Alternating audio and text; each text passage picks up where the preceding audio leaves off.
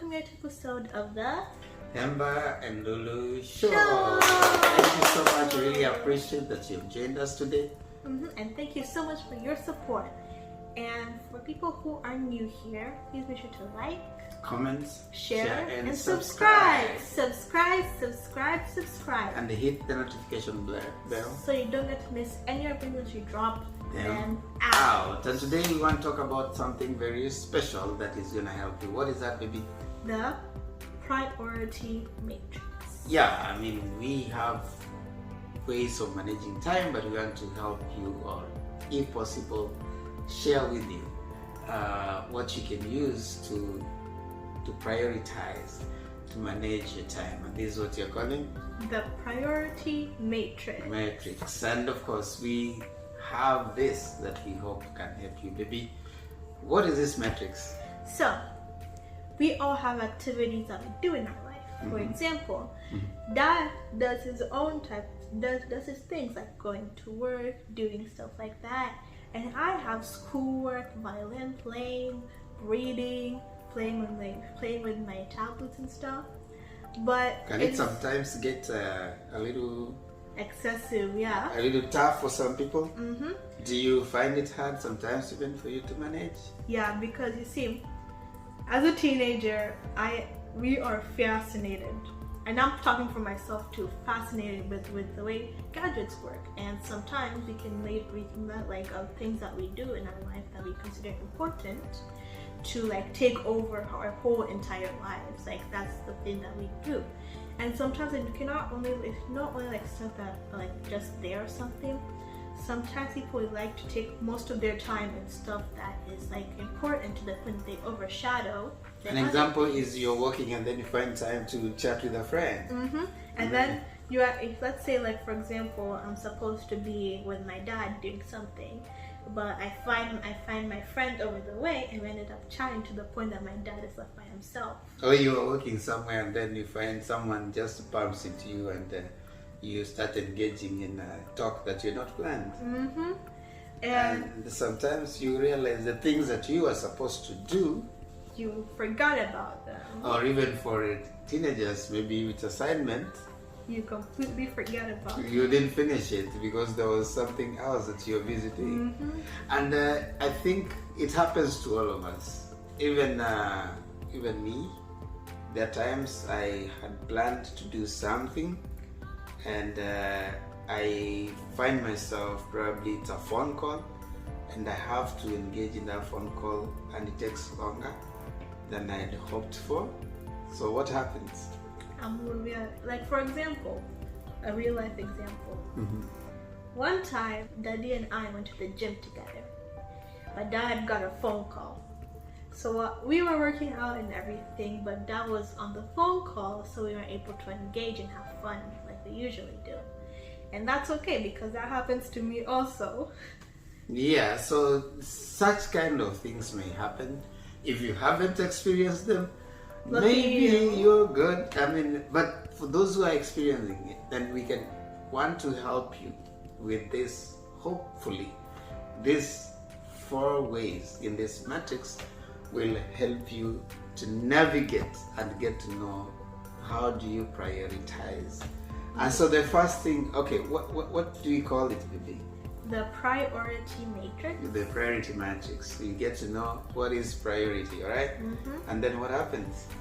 There are 4 quadrants. There are 4 quadrants in this priority matrix. The first one is Important and urgent. So in this quadrant is the one that you have to make sure that you spend most of your time with. yeah. You put the activities that are important Yes. and urgent We call this in that quadrant. the must-do Yeah, quadrant. it's a must-do quadrant. So this can be things that are related to you or will help you in your life. For example, practicing your violin, practicing your math that you have Doing your problems with, assignments. like doing your assignments that are due like today and stuff like that. Yeah, And things that will basically help you become a better person in the future. those are must-do, Those are must-do. which are the important and urgent. Yes. So put them in that quadrant. Important, And urgent. and you're supposed to spend at least 50% of your time nurturing and growing that quadrant, the must-do quadrant. So that's the important one.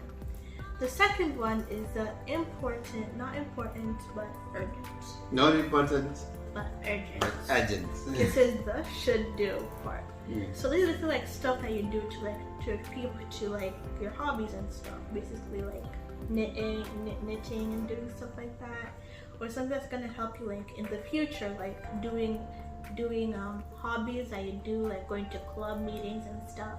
Those are stuff that you should do, but it's not really urgent at that time. So, or it's not important at that time. So they are not important at the moment, but they're urgent. You find yourself. Yeah, you spend like 10% of your time on that one. So the next one is important but not urgent, which is you can do. So something that you can do, like things that you consider important, like talking to your friends, getting in touch with your relatives, important but not urgent. Yeah, you can just like sitting down and doing like nothing the whole day, catching up on your favorite TV shows. It's important, but it's not really urgent. So you should spend at least 20% of your time there. So the last one is not important, but not urgent either, which is the you don't really have to do part. So it's basically something that like you can do too, but like you don't really have to do because it won't impact you in any way. It is useless things that you need to do. They don't really help in anything. Just like just chilling. Just chilling. Some of us, that we spend more time in this quadrant, not important or not urgent, and we have all of it. The priorities turned down. So you spend a lot more time in not important, not urgent, or important but not urgent. You're more catching up than spending our time on the quadrant of important and urgent. How does it affect you if you spend your time in a quadrant that is not important, not urgent? Because you lose track of the other quadrants too, especially the top one. So like the one that you spend the least time with, you spend the most time with, which will like leave the stuff that you're actually supposed to spend time with, like kind of like wilt away, like an afterthought. Yeah. So like you might end up losing stuff that you were supposed to do. Like for example, if you have an assignment but you end up watching a bunch of YouTube videos instead, will this be really entertaining for you? Yes. Will it be good in the long run? No, because like you will end up finishing your assignment and you'll have to serve detention or even have to like get your grades on behind. Yeah. So like even as you're going to school this coming up, we need to make sure that we spend most of our time in the top quadrant. Because like people who are like me going to high school, we have college coming up. So if we don't keep up our grades, if we don't like prioritize the most important stuff, we will fall behind and we won't do really great in colleges. And remember, college does not want average people who spend most of their time on like the not important quadrants. Yes, and now that's for the college students. For adults, you can help your young ones to prioritize their time in time management. And you can draw a quadrant and then put all your activities.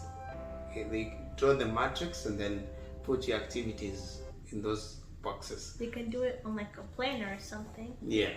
Like you can draw like in the beginning of each week, you can do like a planner. That's what's important, important, urgent, not important, and not important, urgent, not important, not urgent.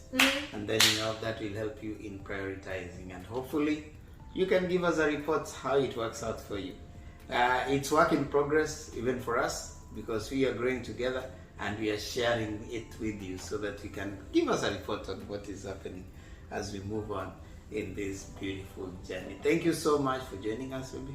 And we will see you. But before we end this beautiful channel, I'm gonna give you guys 2 seconds to subscribe. Are you ready? 1, 2. Thank you so much, and see you again in our next video when I'm joining you with officially my 9th grader. She will have started school by then.